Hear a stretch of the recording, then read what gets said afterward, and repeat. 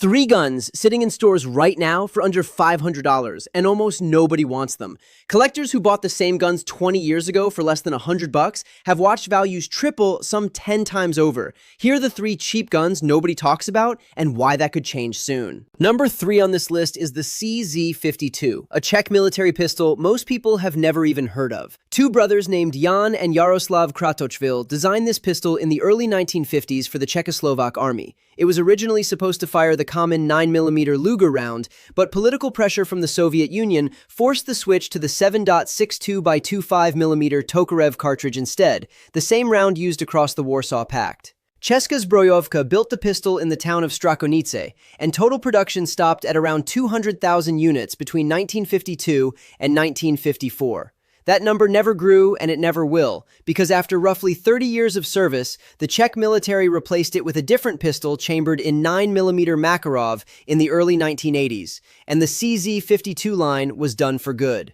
What makes it mechanically unusual is a roller locking system, the same basic idea used to lock the barrel on the German MG42 machine gun. That design also lets the pistol handle noticeably hotter loads than most handguns of its era, which is part of why shooters who actually own one tend to become fans instead of just casual buyers. Most handguns never use anything close to this design, which is part of why the pistol earns a second look once collectors handle one. For years, that unusual design meant nothing to the average buyer. In the late 1990s and early 2000s, thousands of CZ52 pistols came into the United States as cheap Cold War surplus, often selling for well under $150 a piece. Buyers treated them like any other surplus sidearm, something to shoot a few times and toss in a drawer.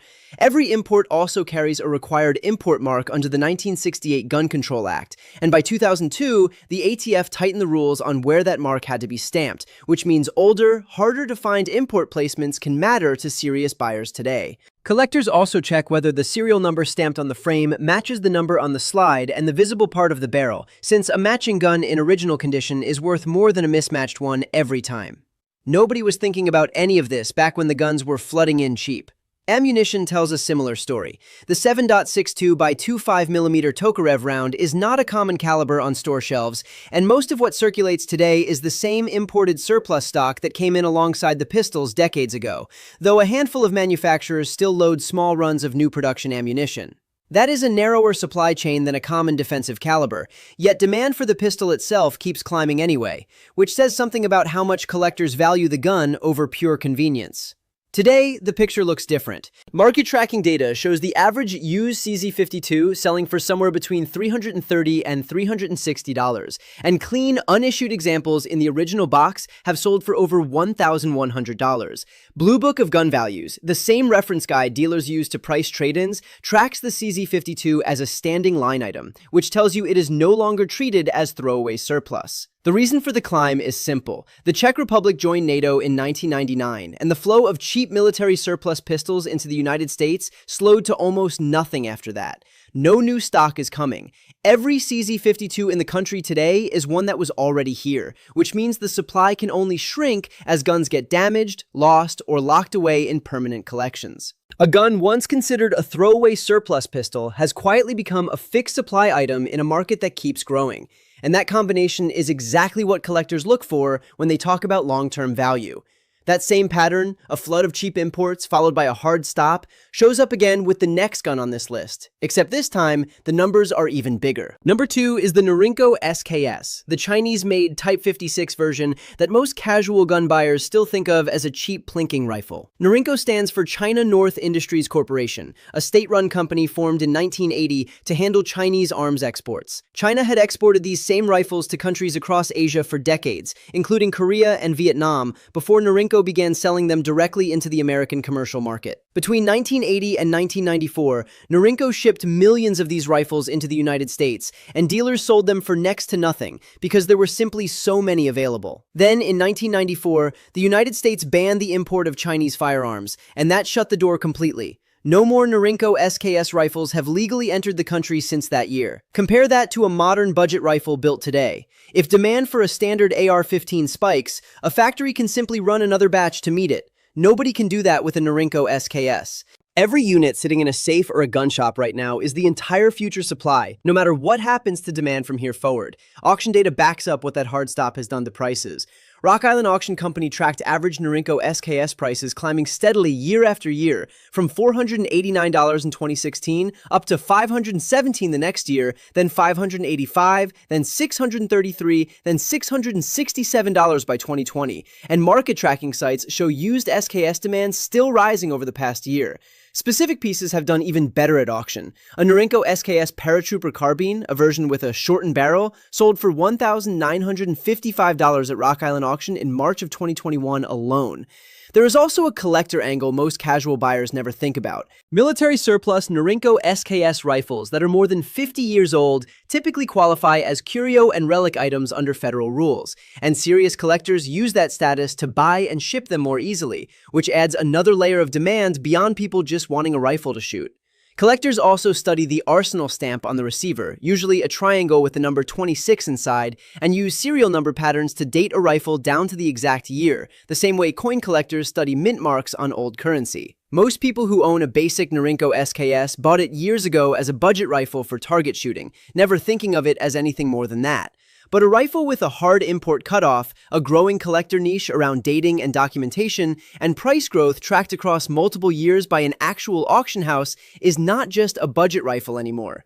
It is a collectible with a locked ceiling on supply, and that is a rare thing to find at this price point. Even the going price now puts a Norinco SKS in the same range as many modern budget rifles fresh off a factory line, except the modern rifle can be replaced by the thousands next year, and the SKS cannot be replaced at all. That gap between a renewable product and a fixed one is exactly why serious collectors keep watching guns like this instead of dismissing them as outdated range toys. If a 14-year import window can do that to prices, imagine what nearly 4 decades of total production combined with a permanent legal cutoff can do. That brings us to the gun sitting at number 1. Number 1 is the Mosin Nagant M91/30, and this rifle has the most dramatic price story of the 3. Russia and the Soviet Union produced roughly 37 million Mosin Nagant rifles across the weapons production history, making it one of the most mass-produced firearms ever built. The rifle came in several variants over the decades, from the original long M1891 pattern to the shorter M91/30 introduced in 1930, plus the M38 and M44 carbines built for cavalry and support troops, and dedicated sniper versions fitted with the PU scope during World War II. For decades, that massive production number worked against the rifle's value. Gun shows across the United States sold Mosin Nagants for under $100 well into the 2000s and even into the 2010s, and most buyers saw them as beginner rifles, good for a first-time shooter and nothing more. Rock Island Auction Company tracked real auction sales data across more than 7 years and found the average Mosin Nagant price rising from $211.83 in 2015 to $692.69 in recent years. That is more than triple in under a decade, a pace that outperforms many other collectible firearms on the market today. The best examples go far higher. A pre-war Soviet 9130 scoped sniper rifle sold for $5,581 at Rock Island's May 2025 premiere auction, a number that would have seemed absurd for a rifle that sold for pocket change a generation earlier. Within that huge production number, some subsets are rarer than others too. Finnish armorers reworked, captured, and purchased Mosin Nagants with tighter tolerances and better barrels during and after their wars with the Soviet Union, and those Finnish-marked variants routinely sell for a real premium over standard Soviet production today, proof that even inside a flood of 37 million rifles, specific, documented examples can carry serious extra value. Part of what is driving overall demand is cultural. The Mosin Nagant shows up in films like Enemy at the Gates, and it has appeared in nearly every major Call of Duty game, which introduces the rifle to buyers who never served and never grew up around military surplus. It carries real history, too, tied to Soviet sniper Vasily Zaitsev, whose story from the Battle of Stalingrad is still told today. What makes this rifle stand out from the other two on this list is the scale. 37 million rifles sounds like an unlimited supply, but that number was built up over decades that ended long ago,